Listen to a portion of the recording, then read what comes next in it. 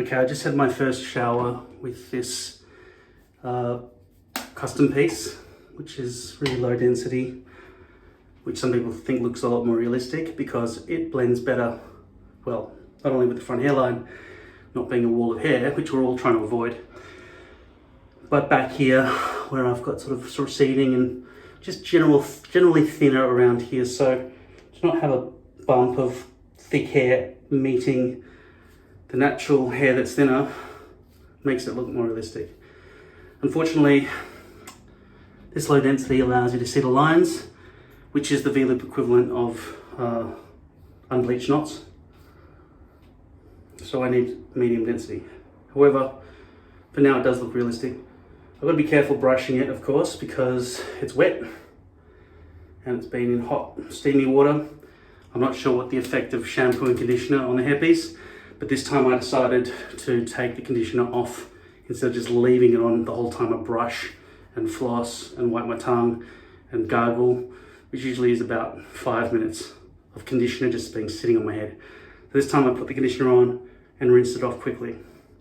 I just had a feeling that the conditioner might be sort of weakening the hold around the edges somehow. In fact, if we ask that question again about why does it sometimes get sticky on the top, how does it come around? I had this supposition that potentially it was porous and it was coming through, but maybe during showers, water or conditioner or whatever else gets in there slightly, sort of makes it all float around, and then when it sort of lands, it lands back over onto the front edge.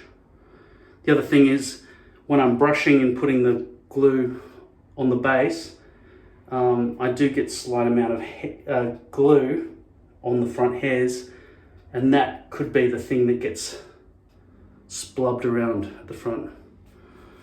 Not completely sure about what's happening there. Just brushing my hair there, I can really see a very artificial looking series of crop tracks. Looks like a wheat field. And over here, there's some overhang. Not that it really matters, because that will be covered, but ideally that wouldn't be good. And also all the way back here, I just noticed all that visible overhang, which is why, once again, lace, can you see that? Once again, this is why lace is much better as a perimeter, whereas poly is much better for the front hairline. In the future, when I can get the right custom deal happening after COVID probably, I'll probably start getting rectangles, wide ones, so I can get 3 that way, and the front will all be poly, and then the back will all be lace. So a hybrid rectangle to the depth of my personal requirement. Unless they, well, Lord Hair or some other company begins creating rectangles that are just mass produced and ready to be shipped out. Obviously a rectangle like that where I'm going to cut out 3 would be no use to have just poly along up there, right? Because that first one would be good, but the second one would just be 100% lace. And lace front hairline really is a waste of time, given that poly exists.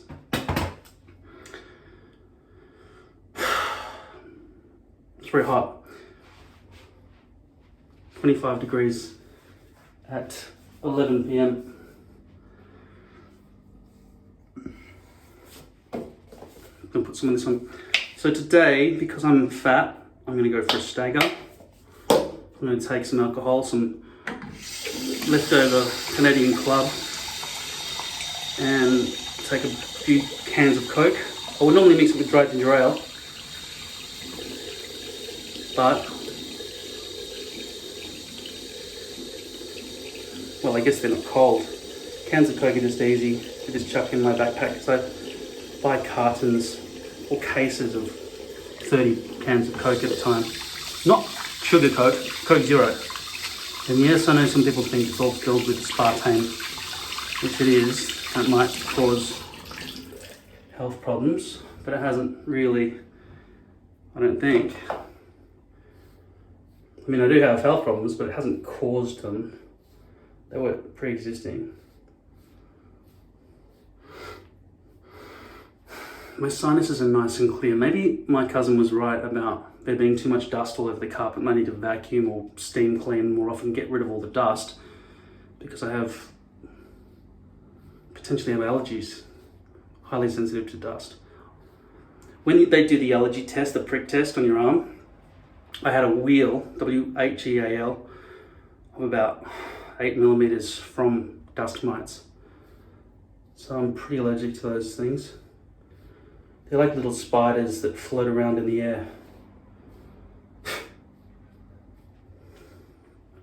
I just watched a few episodes of Alien Worlds on Netflix, showing how different creatures might exist on different planets with different levels of gravity, with more of a tilt to make the seasons go longer, etc.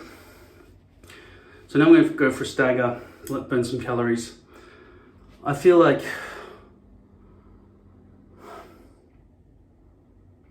even though it's not completely realistic because of the lines that are just really, really obvious, there's clearly something a little bit artificial about this, but not overtly. The real problem is going to come when after 2 weeks, the hairs start becoming very weak. Now, why do the hairs start becoming weak? Why do the V-loops start pulling out more easily, whereas now they're strong? I'd say the bottom part, so V-loop in through a sheet of plastic, let's say it's 0.015 millimeter thick plastic, they sew that through there, and then afterwards they put another 0.015 millimeters of plastic and sandwich it together and glue it together. Initially, when it's brand new, those two sheets are very closely pressed and glued with whatever glue they use to hold that shit together. But then over time it wobbles around with brushing and moving and steam and heat, and maybe it's the heat alone and it's just weakening the glue hold between those two things, and then hairs can just pull out more easily after that. I don't know. I really don't know. Once again, keep asking questions in the comments that you would like me to ask to Lord Hair if I do if I do an interview with them. They said, yeah, we might do an interview. Just give us the list of questions you want to ask at the interview. Because they know I'm so honest, I'll just embarrass them if I ask any unexpected questions. I'm not an asshole in the way that Martin Bashir, who interviewed Lady Di, and Michael Jackson, is an asshole. Even if it means getting to the truth. Now, I said something about I decided, flag in the ground, I don't want to worry about offending people. I just want to say what I feel, the truth, the honesty, truth. I wouldn't do that to an underdog, right, by the way. I wouldn't start drilling an underdog who's highly sensitive and, in a position of weakness, if they need to, strength and support to get themselves up back to neutral level so that they can cope with heavy questions. But if somebody's strong, especially if they're a power abuser, I'll drill the shit out of them. Okay?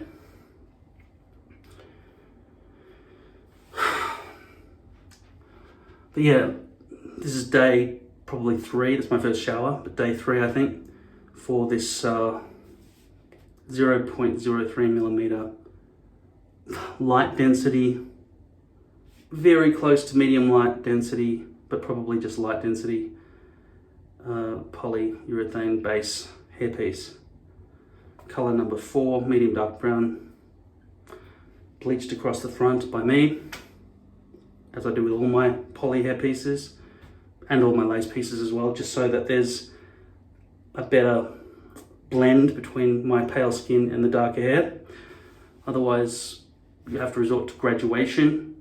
Graduation being a lot of exposed base, which is not good. I don't want the wall of hair, which can't happen when the density is this low. And this is a low density, so I probably didn't even need to bleach it, but I did actually, because those lines would have been even more obvious. So it looks better than it would have if I hadn't bleached. So I recommend you all bleach, as I've shown you in previous videos. the front hairline of every single hairpiece you have. And don't buy hairpieces that are dyed with clothing dye. Otherwise you won't be able to bleach them. It'll just be like a stark wall of hair. If you've got dark skin, that blend might be okay, but if you've got pale skin and you've got dark hair, you don't want that wall of hair look. All right, I didn't really have anything specific to say today. I got a lot of thumbs downs for the previous video, even though my hairpiece looked good. So that was a good calibration to figure out, is it just that people fast forward to the end of each video and see if my hairpiece looks good and they go, no, it looks shit. Despite the fact that I've told you the whole video, this is an Arsene hairpiece, I'm showing you a technique or something. People, I thought, were just going thumbs down if my hairpiece wasn't good at the end of the video. But now I can see it's because my previous video I spoke against religion and politics. But like I said, I'm not going to fucking apologize for my own personal opinion on that. So, bring on the thumbs downs. This hairpiece is by lordhair.com. If you haven't used my coupon code before, you need to have not used it. If you've used it, you can't use it again. But you get 20% off. Stick on hair is the coupon code, one word, stick on hair. I don't know if it's capitals or lowercase. I know lowercase definitely works. STICKONHAIR, one word. But you need to be logged in. That means register, go to your email account, click verify, go back, log in, choose all the shit you want to buy, use the coupon code stick on hair once only at 20% off. Like I've said before, if you're buying something for $20, you'll get $5, 20%. You get $4 off, is that right? What's 20% of 20? 2. Is it? God damn it, I'm so fucking dumb. 20%. So 10% of 20 is 2. 20% is 4. So you get $4 off your purchase. If you buy something for $2,000, you'll get $400 off. Okay.